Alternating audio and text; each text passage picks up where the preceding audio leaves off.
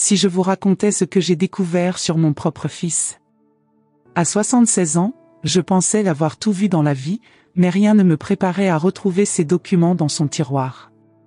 Que feriez-vous si vous découvriez que votre propre enfant, celui que vous berciez dans vos bras, celui à qui vous chantez des berceuses, planifiait en silence votre départ? J'étais paralysé, le cœur brisé. Mais au lieu de m'effondrer, j'ai décidé de lui donner une leçon qu'il n'oublierait jamais. Continuez à regarder pour découvrir comment j'ai transformé le moment le plus douloureux de ma vie en une chance de rédemption. Et peut-être que, comme moi, vous trouverez une nouvelle façon d'envisager vos relations familiales. Abonnez-vous à la chaîne pour ne pas manquer le dénouement de cette histoire vraie qui amène tant de personnes de notre âge à repenser le vrai sens de l'amour et de la famille.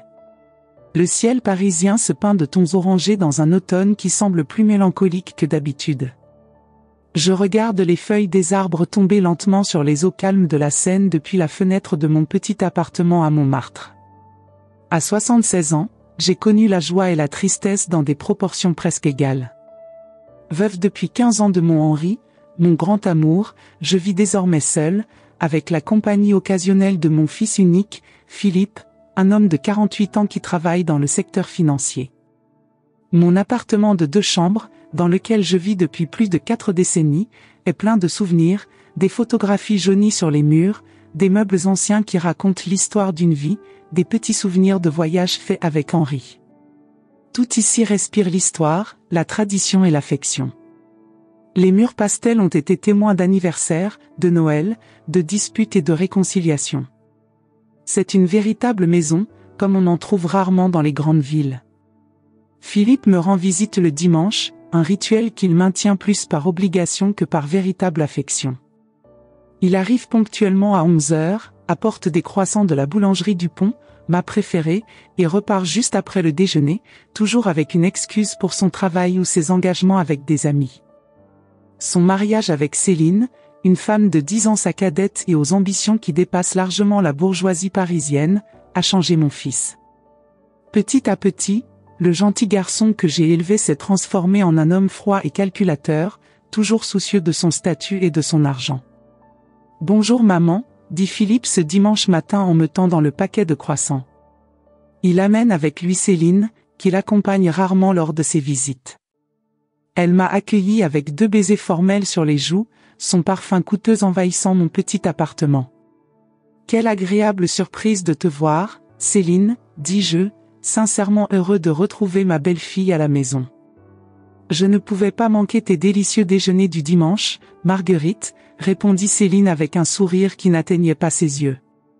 En préparant le café dans la petite cuisine, j'entendais des fragments de la conversation entre Philippe et Céline dans le salon. Ils parlaient doucement, comme s'ils partageaient des secrets qui ne devraient pas atteindre mes oreilles. Elle ne peut pas se méfier, tout doit paraître naturel, murmure Philippe. 5 millions, Philippe. Pensez à ce que nous pourrions faire, répondit Céline. J'ai senti mon cœur se serrer. Même si je n'avais pas entendu toute la conversation, quelque chose dans ces murmures me perturbait profondément. J'ai cependant décidé de ne rien dire pendant le déjeuner. Nous avons mangé tous les 3 le traditionnel bœuf bourguignon que j'avais préparé, parlé de banalités, la météo, les journaux télévisés, le nouveau restaurant qui avait ouvert dans le quartier. C'est alors que Philippe, fait inhabituel, propose de faire la vaisselle. Céline le rejoint rapidement en cuisine. Je restais assis, faisant semblant de lire un livre, mais en réalité j'écoutais les murmures venant de cette pièce. Mon oui n'était pas ce qu'elle était, mais j'entendais des mots égarés comme « assurance »,« papier » et « héritage ». En sortant, Philippe parut plus attentif que d'habitude. Il m'a embrassé sur le front et m'a dit qu'il reviendrait le lendemain pour m'emmener chez le médecin, ce qu'il proposait rarement de faire. « Ce n'est pas nécessaire, mon fils. Je peux y aller seul, comme je l'ai toujours fait, » ai-je argumenté. « J'insiste, maman. J'ai besoin de mieux prendre soin de toi, » répondit-il en échangeant un rapide regard avec Céline qui n'est pas passée inaperçue. Cette nuit a été l'une des plus longues de ma vie. La pluie légère qui tombait sur Paris semblait conspirer à mon insomnie.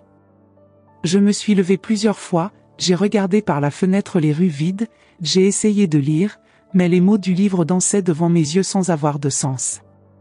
Quelque chose n'allait pas, vraiment pas bien. L'intuition de ma mère, celle qui ne faillit jamais, criait en moi. Le lendemain matin, après une nuit presque blanche, j'ai décidé de faire quelque chose que je n'avais jamais fait auparavant. Pendant que Philippe était au travail, j'ai récupéré le double des clés de son appartement que je gardais en cas d'urgence et je me suis dirigé vers le quartier branché de Saint-Germain-des-Prés où il vivait avec Céline. Le portier de l'immeuble me connaissait bien et ne remettait pas en question ma présence. « Bonjour, Madame Dubois. Êtes-vous venue rendre visite à votre fils ?» demanda-t-il doucement. « Oui, Louis. Philippe a oublié des documents importants que je dois lui remettre, mentis-je, sentant une oppression dans ma poitrine. Je n'ai jamais été doué pour mentir, mais cette situation semblait le justifier. Je suis entré dans le luxueux appartement de mon fils, me sentant comme un intrus. Le mobilier moderne, les œuvres d'art contemporaines sur les murs, tout criait à l'ostentation. Rien de tel que la maison accueillante où Philippe a grandi. Pendant un moment, je suis resté au milieu de la pièce, me demandant si je devais continuer. J'envahissais sa vie privée, quelque chose que j'ai toujours respecté par-dessus tout. Mais ces chuchotements, ces mots fragmentés sur les millions et les assurances. J'avais besoin de découvrir la vérité. Je suis allé au bureau de Philippe. La porte était entr'ouverte, comme une invitation silencieuse. La pièce était impeccablement organisée, avec une grande table en verre sur laquelle mon fils passait probablement des heures à travailler. J'ai hésité, puis j'ai commencé à ouvrir les tiroirs. Le deuxième tiroir de droite contenait plusieurs dossiers classés par ordre alphabétique. Je les ai parcourus avec des doigts tremblants jusqu'à ce que j'en trouve un intitulé « Affaires familiales ». À l'intérieur, j'ai trouvé ce que je redoutais tant, un contrat d'assurance vie à mon nom, avec Philippe comme unique bénéficiaire. Le montant était exorbitant, 5 millions d'euros. La politique avait été signée récemment, à peine 2 semaines plus tôt. J'ai senti mes jambes faiblir et j'ai dû m'asseoir sur le fauteuil en cuir de Philippe. Comment mon propre fils a-t-il pu faire ça? Le garçon que je berçais dans mes bras, à qui je chantais des berceuses, à qui j'apprenais à marcher, à lire, à être un homme bon, planifiait maintenant mon départ pour de l'argent? Les larmes coulaient sur mon visage ridé alors que je continuais à examiner les documents. Il y en avait plus. Une enquête imprimée sur les poisons indétectables lors des autopsies. Une histoire de recherche sur Internet sur l'héritage et la mort naturelle chez les personnes âgées. Et ce qui m'a le plus dévasté, un mail échangé entre Philippe et Céline discutant de le plan du lendemain, le jour où mon fils m'avait proposé de m'emmener chez le médecin. Dilué dans l'eau. Elle boit toujours de l'eau lors des consultations. Ce sera rapide et indolore, précise Philippe dans le mail. Et puis, Paris deviendra trop petit pour nous. Nous pourrons enfin acheter cette maison sur la Côte d'Azur, répond Céline. J'ai gardé les documents exactement tels que je les avais trouvés et j'ai quitté l'appartement le cœur en morceaux. Le ciel de Paris, autrefois mélancolique, semblait désormais peser lourdement sur mes épaules. J'ai marché sans but dans les rues du quartier, essayant de comprendre ce que je venais de découvrir. Les gens sont passés devant moi, certains souriaient gentiment à la vieille femme qui avait l'air perdue, mais j'étais trop plongé dans mon chagrin pour le remarquer. Je m'asseyais sur un banc du jardin du Luxembourg, regardant les enfants jouer, les couples amoureux se tenant la main, la vie continuant son cours normal tandis que mon monde s'effondrait. En tant que mère, mon réflexe initial était la colère, la dénonciation. Je pourrais aller voir la police, montrer les preuves, voir mon fils unique arrêté pour tentative de meurtre. Mais quelque chose en moi refusait de croire que Philippe, mon garçon, était devenu un monstre méconnaissable. Peut-être qu'il y avait encore un peu d'humanité en lui, un vestige du fils que j'ai élevé avec tant d'amour. Et c'est là, parmi les fleurs d'automne du jardin, que j'ai décidé de ne pas le dénoncer, mais plutôt de lui donner une leçon qu'il n'oublierait jamais. En rentrant chez moi, mon esprit était déjà en train de formuler un plan. Ce ne serait ni viol, ni vindicatif. Ce serait une leçon sur les conséquences, sur la gravité de vos actes, sur le véritable sens de la famille. Une leçon qui, je l'espérais, ramènerait mon fils à la lumière. Le lendemain matin, Philippe est arrivé ponctuellement à 10 heures pour m'emmener chez le médecin, comme il l'avait promis. Il semblait nerveux, agité, vérifiant constamment l'heure sur sa montre coûteuse. « Est-ce que tout va bien, mon fils ?» ai-je demandé, faisant semblant de ne pas remarquer son anxiété. « Oui, maman, juste un peu en retard pour un rendez-vous plus tard, » répondit-il en évitant mon regard.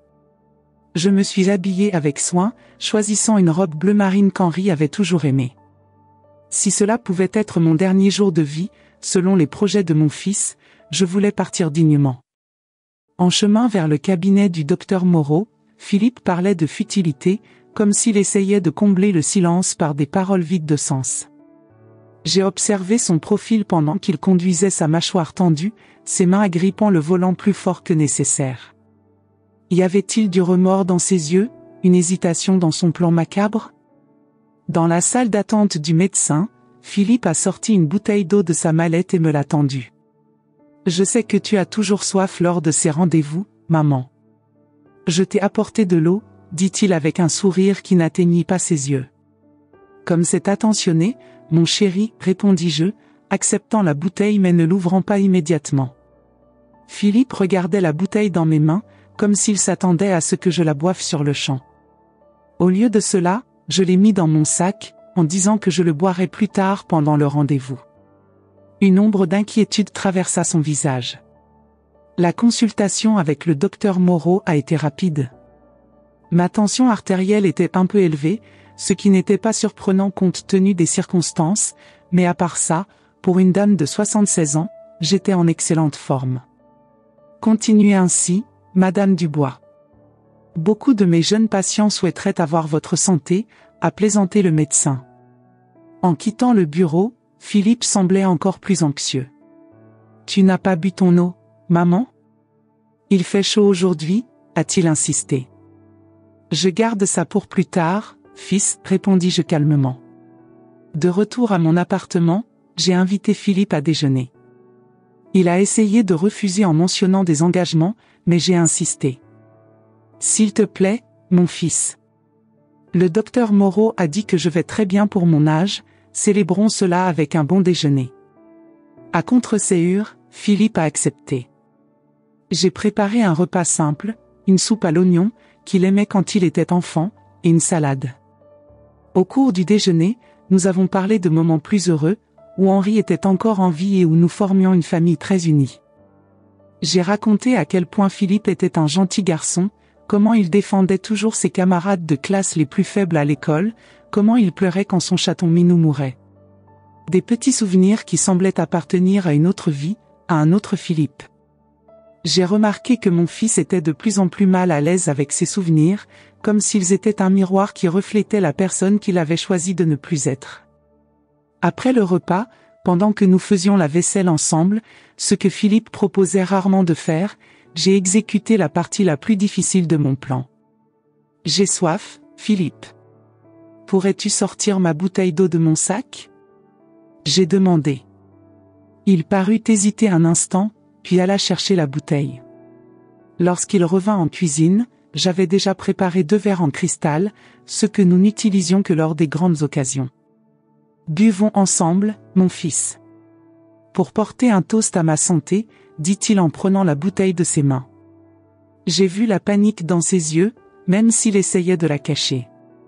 Je n'ai pas soif, maman. Et j'ai ce rendez-vous dans une demi-heure ? J'insiste, Philippe. Un petit toast ne te retardera pas, répondis-je en remplissant les 2 verres d'eau de la bouteille qu'il m'avait donnée. Les mains de mon fils tremblaient légèrement lorsqu'il prenait la tasse que je lui offrais. J'ai porté le mien en portant un toast, à la vie, mon fils. À la famille et à l'amour inconditionnel. Philippe hésita, regardant l'eau de sa tasse comme s'il voyait le poison qu'il avait lui-même ajouté. À ce moment-là, j'ai rapidement échangé mes verres, un geste que j'avais perfectionné dans ma jeunesse de serveuse. Quelque chose ne va pas avec l'eau, Philippe ? Ai-je demandé innocemment. Il déglutit, visiblement perturbée. Non, maman. C'est bon. Alors buvons, ai-je insisté. J'ai porté mon verre à mes lèvres, faisant semblant d'en prendre une petite gorgée, tout en regardant mon fils faire de même. Il en but, visiblement à contre-séhure, ses yeux ne quittant jamais les miens. J'ai posé mon verre sur la table et j'ai dit calmement, « Tu sais, Philippe, j'ai trouvé hier quelque chose d'intéressant dans ton appartement. » La couleur quitta son visage. « Tu es allé dans mon appartement ? » ?»« Oui. » « Et j'ai trouvé le contrat d'assurance, les emails, les recherches sur les poisons, » répondis-je sans élever la voix, gardant un ton presque conversationnel. Philippe laissa tomber son verre par terre, se brisant en 1000 morceaux. Le bruit du cristal brisé résonnait dans la cuisine, matérialisant ce qui était arrivé à notre relation. « Maman, je peux t'expliquer. » Commença-t-il, mais ensuite une expression d'horreur envahit son visage. « L'eau, tu as changé les verres ? » ? Non, Philippe. Tu viens de boire la même eau que tu avais l'intention de me donner, répondis-je en le regardant dans les yeux. Le visage de Philippe se transforma en un masque de terreur absolue. Il recula en chancelant, s'appuyant contre l'évier de la cuisine, ses yeux écarquillés fixés sur moi. « J'ai peur ? » murmura-t-il, la voix étranglée par la peur. Je restai silencieux pendant quelques instants, laissant le poids de ses propres actions le frapper complètement. Le soleil de l'après-midi traversait les fenêtres de la cuisine, illuminant les éclats de cristal sur le sol, créant de petits arcs-en-ciel qui contrastaient avec l'obscurité de ce moment. « Comment as-tu pu, Philippe ? » ai-je finalement demandé, ma voix se brisant pour la première fois. « Comment as-tu pu envisager de tuer ta propre mère pour de l'argent ? » Il tomba à genoux, les larmes commençant à couler sur son visage. « Maman, s'il te plaît, je suis vraiment désolé, je ne sais pas à quoi je pensais. 5 millions d'euros. C'était le prix de ma vie pour toi, ai-je continué, les mots tombant comme des pierres de ma gorge. Qu'est-il arrivé au garçon que j'ai élevé ? Qu'est-il arrivé au fils qui a promis à son père, à la fin de sa vie, qu'il prendrait toujours soin de moi ? Philippe sanglotait maintenant ouvertement, tout son corps tremblait. C'étaient les dettes, maman, les mauvais investissements. Céline a menacé de me quitter si on ne réglait pas notre situation financière. Alors tu as décidé que je devrais partir, ai-je conclu, non pas comme une question mais comme la prise de conscience d'une vérité douloureuse. Il essaya de se relever, mais ses jambes semblaient incapables de le soutenir. Combien de temps me reste-t-il ? demanda-t-il, le désespoir étant évident dans chaque syllabe. J'ai regardé l'horloge sur le mur de la cuisine, la même que celle qu'Henri avait accrochée il y a 30 ans. C'était presque l'heure du thé. La vie continuait son cours, implacable, indifférente à nos drames personnels. « Philippe, dit-il enfin, il n'y a pas de poison dans l'eau. » Il leva les yeux vers moi, la confusion mêlée de soulagement dans son regard. « Quoi ? » J'ai jeté l'eau que tu m'as donnée et je l'ai remplacée par de l'eau normale. Je voulais que tu ressentes, ne serait-ce que pour quelques minutes, ce que tu avais prévu pour moi. Je voulais que tu fasses face aux conséquences de tes actes, que tu comprennes la gravité de ce que tu allais faire. Philippe resta immobile, analysant mes paroles. Puis, comme un barrage qui se brise, il s'est complètement effondré, pleurant comme je ne l'avais pas vu pleurer depuis l'enfance. « Je suis désolé, maman, je suis désolé, » répéta-t-il entre deux sanglots. Je m'assis sur la chaise à côté de lui, ressentant le poids de l'âge et de la déception dans chaque os de mon corps. « Pourquoi, Philippe ? Pourquoi en est-on arrivé là ?» Il releva le visage, les yeux rouges et gonflés. « Je me suis perdu, maman. Après avoir rencontré Céline, tout est devenu une compétition. Qui avait la plus belle maison, la voiture la plus chère, les vacances les plus exotiques. J'ai fait des investissements risqués pour maintenir le style de vie qu'elle exigeait. Quand tout s'est effondré, quand les dettes ont commencé à s'accumuler, elle a menacé de me quitter. Et au lieu de venir me demander de l'aide, ta mère, tu as décidé de me tuer, ai-je ajouté tristement. Je ne me pardonnerai jamais, maman. Jamais, dit-il en tenant mes mains ridées dans les siennes. Je vais immédiatement à la police et j'avoue tout. Je lui ai serré la main. Non, Philippe. Ce n'est pas ce que je veux. Mais j'ai essayé, j'allais. Je sais ce que tu allais faire. Et je sais aussi qu'au dernier moment, tu as hésité. Je l'ai vu dans tes yeux lorsque nous avons échangé nos lunettes.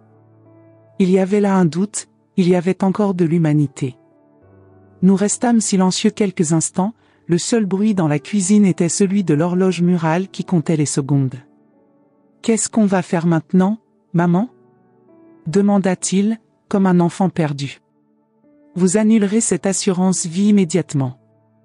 Vous resterez à l'écart de Céline et de toute personne qui vous fait oublier vos valeurs.